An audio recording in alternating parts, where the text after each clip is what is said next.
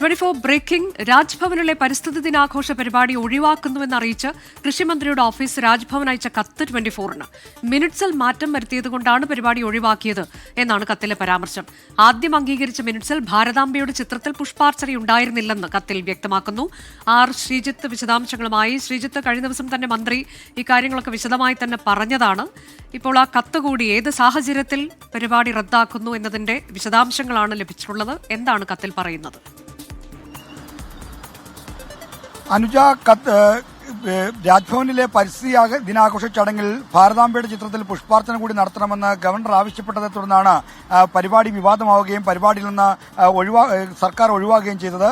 എന്നാൽ ഈ പരിപാടി ഒഴിവാകുന്ന അറിയിച്ച് ഗവർണറുടെ ഓഫീസിലേക്ക് രാജ്ഭവനിലേക്ക് കൃഷിമന്ത്രിയുടെ പ്രൈവറ്റ് സെക്രട്ടറി അയച്ച കത്താണ് ഇപ്പോൾ 24 പുറത്തുവിടുന്നത്. ഈ കത്തിൽ ഭാരതാംബയുടെ ചിത്രത്തിന് മുന്നിൽ പുഷ്പാർച്ചന കൊണ്ടാണ് പരിപാടിയിൽ നിന്ന് പിന്മാറുന്നതെന്ന് നേരിട്ട് പറയുന്നില്ലെങ്കിലും മിനിറ്റ്സിൽ മാറ്റം വരുത്തിക്കൊണ്ടാണ് പരിപാടിയിൽ നിന്ന് ഒഴിവാകുന്ന കാര്യം കൃത്യമായി പറയുന്നുണ്ട്. ഇങ്ങനെ ആദ്യ മിനിറ്റ്സിൽ ഭാരതാംബയുടെ ചിത്രത്തിലെ പുഷ്പാർച്ചന ഉണ്ടായിരുന്നില്ല. പിന്നീട് മിനിറ്റ് ബൈ മിനിറ്റ് പരിപാടിയിൽ ഈ ഭാരതാംബയുടെ ചിത്രത്തിലെ പുഷ്പാർച്ചന കൂടി രേഖപ്പെടുത്തുകയായിരുന്നു. ഇതാണ് കൃഷിമന്ത്രിയെയും സർക്കാരിനെയും ചൊടിപ്പിച്ചത്. അതുകൊണ്ട് തന്നെയാണ് പരിപാടിയിൽ നിന്ന് പിന്മാറിയത്. ഇത്തരത്തിൽ പരിപാടിയുടെ ഒന്നാം മിനിറ്റ്സിലെ ഇല്ലാത്ത കാര്യം രണ്ടാം മിനിറ്റ്സിൽ കൂട്ടിച്ചേർത്തത് സർക്കാരിന്റെ സാധാരണമായി സർക്കാർ പിന്തുടരുന്ന നടപടിക്രമങ്ങളുടെ കൃത്യമായ ലംഘനമാണ്. സർക്കാർ പിന്തുടരുന്ന രീതിയല്ല ഇതെന്നാണ് ചൂണ്ടിക്കാണിച്ചിരിക്കുന്നത്. എന്തായാലും ഈ ഭാരതാംബയുടെ ചിത്രത്തിൽ പുഷ്പാർച്ചന നടത്തണമെന്ന് നിബന്ധന വെച്ചതിലുള്ള കൃത്യമായ എതിർപ്പാണ് കൃഷിമന്ത്രി ഇതിലൂടെ പ്രകടിപ്പിച്ചിരിക്കുന്നത്. ഇനി അതുമായി ബന്ധപ്പെട്ട കത്തിന്റെ വിശദാംശങ്ങളാണ് ഇപ്പോൾ നമ്മൾ പുറത്തുവിടുന്നത്. ശ്രീജിത്ത്, ഈ കാര്യത്തിൽ ഇപ്പോൾ ഗവർണറെ മാറ്റണമെന്നാവശ്യപ്പെട്ടുകൊണ്ട് CPIയുടെ ഒരു കത്ത് അത് MP-യുടെ ഭാഗത്തു നിന്ന് പോയിട്ടുണ്ട്. ഇപ്പോൾ അതിലൊക്കെ തുടർ പ്രതികരണങ്ങൾ, CPIഎമ്മിന്റെ ഇക്കാര്യത്തിലുള്ള കൂടുതൽ നിലപാട് വ്യക്തമാക്കൽ, അതൊക്കെ ഇന്ന് നമ്മൾ പ്രതീക്ഷിക്കണം.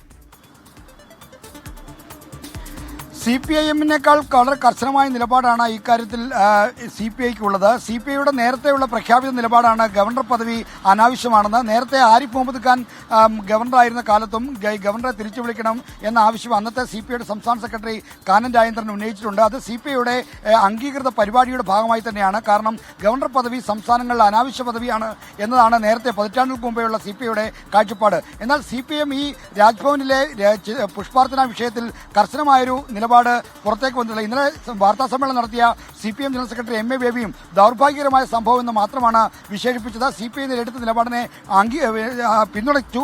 എന്നാൽ CPIഎമ്മിൻ്റെതായ ഒരു കർശനമായ നിലപാട് ഇക്കാര്യത്തിൽ ഇതുവരെ പുറത്തു വന്നിട്ടില്ല.